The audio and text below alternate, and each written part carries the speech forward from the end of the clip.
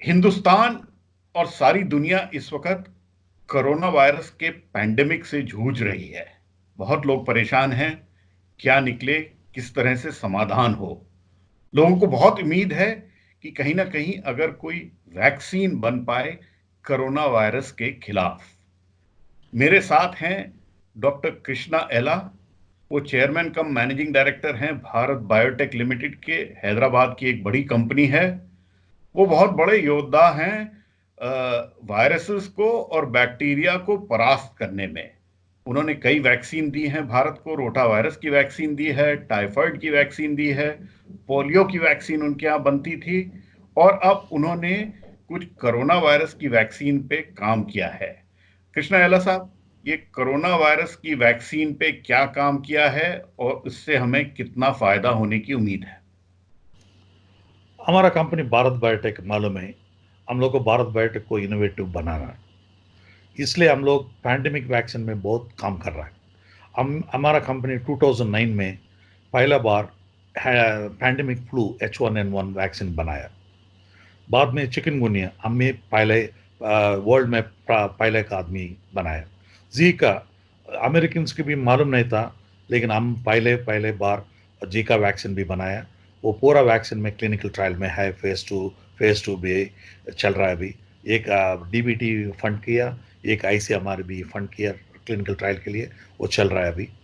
हम corona vaccine के लिए हम बहुत दिन सोचा है। चाइनीज थोड़ा डिले हो गया वो सीक्वेंस रिलीज करने के लिए।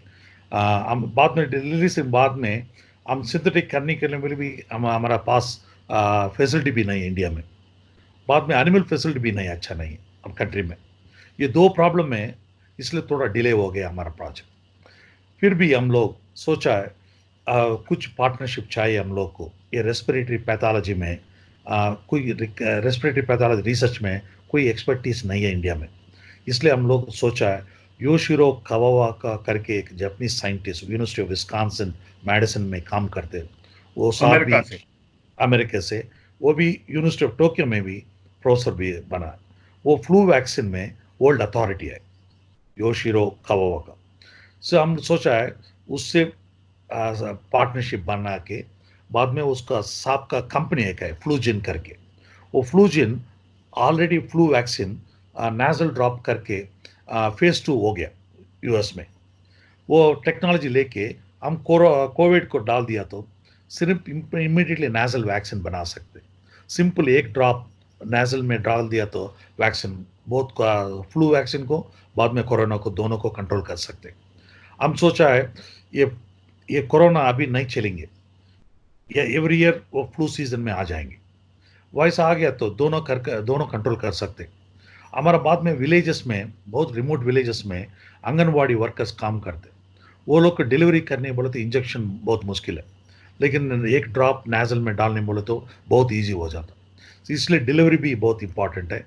बाद में कैपेसिटी, हमारा पॉपुलेशन भी बहुत बड़ा है। सो हम कैपेसिटी भी 300 मिलियन डोसेस बनाने के लिए सोच रहे हैं अभी। थोड़ा हम लोग गवर्नमेंट की मदद मिल गया तो यह वैक्सीन ये ईयर एंड में मार्केट में ला सकते। कोई नाम दिया आपने इस वैक्सीन का भी? इसका वैक्सीन कोरो फ्लू करके नाम दिया। अभी अभी भी प्राइम मिनिस्टर की भी सोच रहा है सार्स कंट्री की हेल्प करने के लिए, अफ्रीकन कंट्री के लिए हेल्प करने के लिए सोच रहे हैं प्राइम मिनिस्टर साहब। हम भी as entrepreneur, as a scientist, हम भी प्राइम मिनिस्टर विजन के लिए थोड़ा मदद करना है अफ्रीकन कंट्रीज, सार्स कंट्री के लिए। चाइना ऑलरेडी अफ्रीकन कंट्री की मदद करने के लिए सोच रहा है वो लोग। हम लोग भी मदद करना है अफ्रीका को। तो ये वैक्सीन आप कह रहे हैं साल के एंड से, माने 2020 के अंदर उम्मीद करी जा सकती है? थोड़ा गवर्नमेंट मदद किया तो हम आ जाएंगे। तो ये थे कृष्णा एला साहब, बड़े वैक्सीन मैन्युफैक्चरर हैं भारत के। दुनिया में बहुत जगह इनकी वैक्सीन लगती हैं। रोटा वायरस वैक्सीन हो, टाइफाइड वैक्सीन हो, और भी कई वैक्सीन इनकी कंपनी भारत बायोटेक ने बनाई है।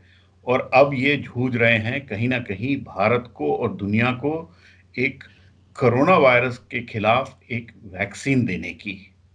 बहुत बहुत धन्यवाद कृष्णा एला साहब, मुझसे बात करने के लिए।